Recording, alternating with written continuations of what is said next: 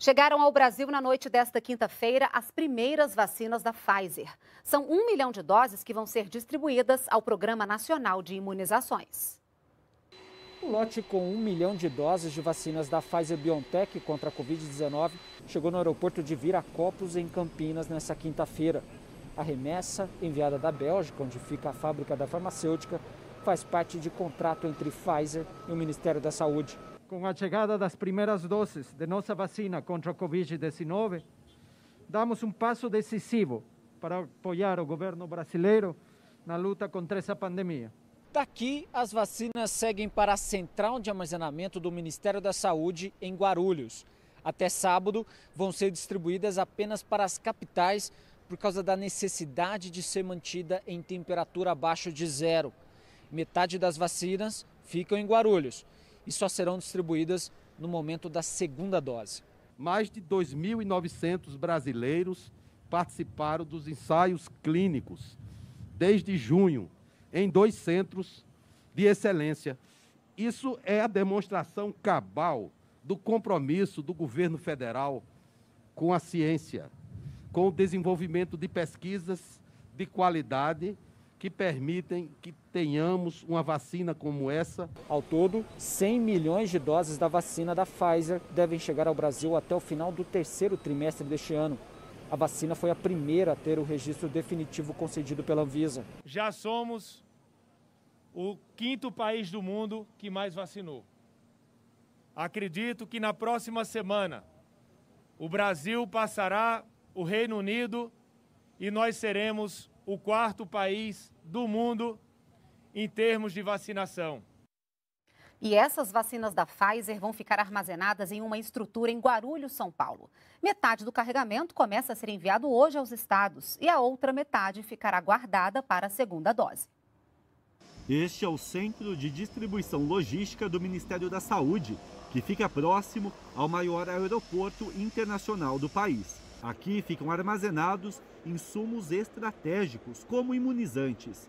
O espaço tem condições de receber material que precisa de condições de temperatura especiais, caso da vacina da Pfizer. Temos um grande desafio, cuidar de 220 milhões de brasileiros. Na comitiva que participou da visita estava o ministro das Relações Exteriores, Carlos Alberto França. Na UPA mais humilde aqui no Brasil, ao hospital mais complexo nos Estados Unidos, passando pela Ásia, pela Europa, pela África, todos lutamos contra um mesmo inimigo. As vacinas da Pfizer vão ser trazidas para esta câmara fria, onde a temperatura varia de 2 a 8 graus, mas elas vão ficar armazenadas nestes freezers, com temperatura que pode chegar a menos 85 graus. As vacinas saem daqui para os estados, onde podem ficar por até 14 dias armazenadas em temperaturas entre 25 e 15 graus negativos. Por isso, a prioridade neste primeiro momento será enviar essas vacinas para as capitais dos estados, que geralmente têm estrutura melhor. Depois, nos postos de aplicação, podem ficar guardadas em temperaturas de 2 a 8 graus positivos por até 5 dias. E a Anvisa apresentou mais detalhes e esclarecimentos sobre o porquê de não ter aprovado a importação da vacina russa Sputnik V. Um dos motivos foi a presença de adenovírus replicante, o que colocaria em risco a segurança das pessoas imunizadas. Os dados apresentados pela Anvisa mostram parte dos documentos enviados pelo Instituto Russo Gamaleya para análise no Brasil da segurança e eficácia da Sputnik V. O principal ponto questionado pela agência para não autorizar a importação da vacina foi a existência de adenovírus replicante, ou seja, a capacidade do vetor utilizado na produção da vacina de produzir cópias do seu material genético dentro das células. O que norteia a análise técnica é que as vacinas precisam ser seguras. Uma vacina tem que proteger, uma vacina não pode causar nenhum dano. Na última segunda-feira, a Anvisa negou o pedido feito por governadores de 10 estados para a importação emergencial de doses da Sputnik V. A vacina russa contra a Covid-19 foi a primeira a ser autorizada para uso emergencial no mundo, em agosto de 2020, antes mesmo do fim dos testes clínicos. Segundo a Anvisa, a avaliação para liberar o uso da vacina no Brasil foi feita com base em dados técnicos. O desenvolvimento de uma vacina é complexo. É de absoluta normalidade as necessidades de ajustes. Portanto, a Anvisa, no cumprimento do seu dever, está sempre receptiva para avaliar novos estudos e informações. O governo federal garantiu a arrecadação de mais de R$1 bilhão com o leilão de trecho da BR-153 entre os estados de Tocantins e Goiás. Foram 850 quilômetros concedidos. Principal ligação do meio-norte com o centro-sul do país, os 850 quilômetros leiloados das BRs 153, 414 e 080 fazem parte da rodovia conhecida como Belém-Brasília. Ao todo, serão investidos R$14 bilhões em duplicações e melhorias na segurança viária e na contratação de serviços ao usuário. A expectativa é de que sejam gerados 120 mil postos de trabalho durante os 35 anos de concessão. Os investimentos que vão ser feitos serão muito importantes, são investimentos em duplicação, em segurança, em tecnologia. A gente vai estar melhorando o nível de serviço numa rodovia que é super importante para o agronegócio. O trecho concedido da BR-153 vai de Aliança do Tocantins, em Tocantins, até Anápolis, em Goiás. Já o trecho leiloado da BR-414 liga as cidades goianas de Assunção de Goiás e Anápolis. Na BR-080, a concessão vai do entroncamento com a BR-414 em Assunção de Goiás até o entroncamento com a BR-153, também em Goiás.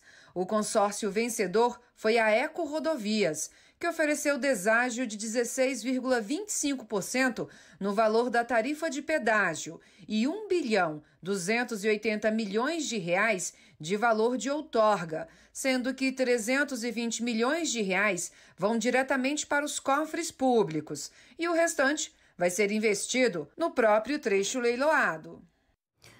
E hoje a Bolsa de Valores faz o leilão de concessão da SEDAI. A Companhia Estadual de Águas e Esgoto do Rio de Janeiro é responsável pela distribuição de água e coleta e tratamento de esgoto de 35 municípios do estado.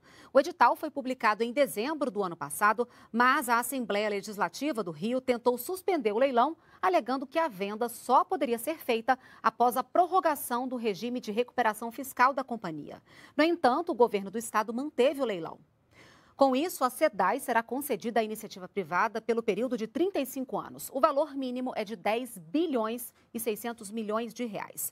O presidente Jair Bolsonaro vai hoje a São Paulo para acompanhar esse leilão. E a Caixa abriu o capital da unidade de seguros do banco. As ações da Caixa Seguridade começam a ser vendidas na Bolsa de Valores brasileira. Por ser uma das operações mais rentáveis nas agências do banco, a diretoria da Caixa Econômica apostou no ingresso da unidade de seguros na Bolsa de Valores.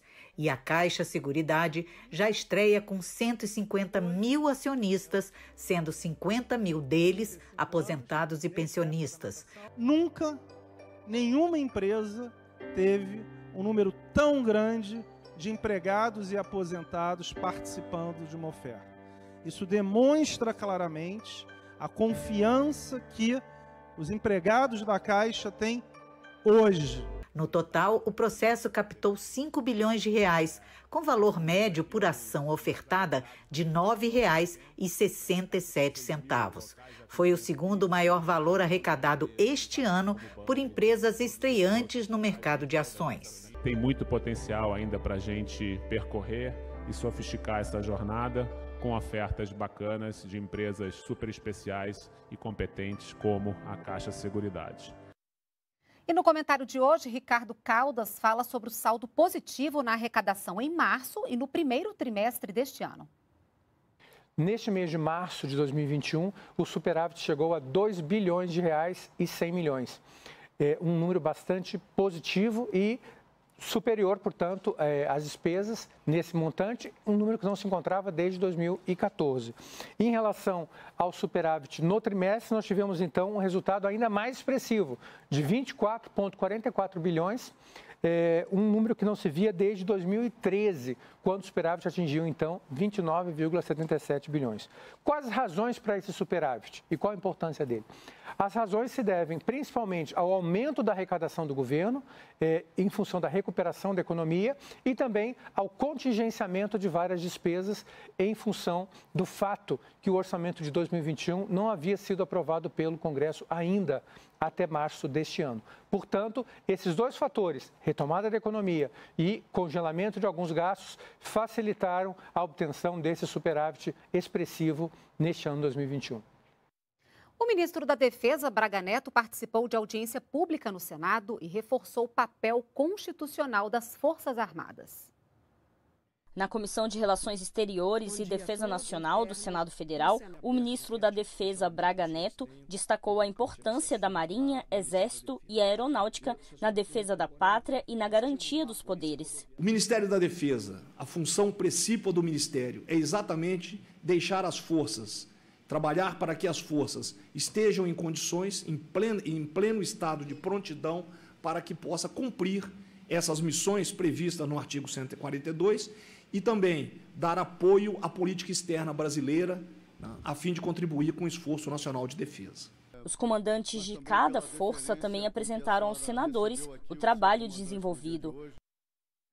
Um seminário realizado essa semana discutiu a segurança e a proteção de dados no setor público. A ideia foi trocar experiências e reforçar junto aos gestores de que o direito à privacidade é condição essencial para a expansão dos serviços públicos digitais. O Gov.br é o governo digital brasileiro. Por dia, cerca de 80 mil pessoas acessam a plataforma para usar os serviços públicos. E para acessar, é preciso colocar os dados pessoais. E o governo quer partir do princípio de que o cidadão preste informações a seu respeito apenas uma vez nas plataformas públicas e que a privacidade deve vir em primeiro lugar. Neste encontro com especialistas, os servidores puderam conhecer experiências de países como a Estônia e o Reino Unido, que demonstraram como os serviços prestados aos cidadãos são integrados.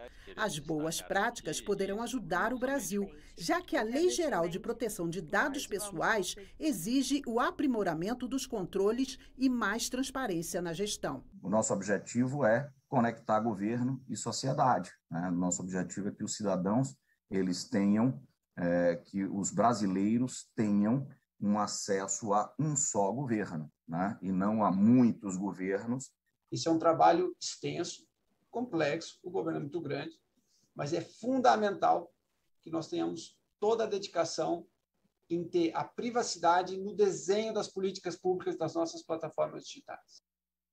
A gente fica por aqui.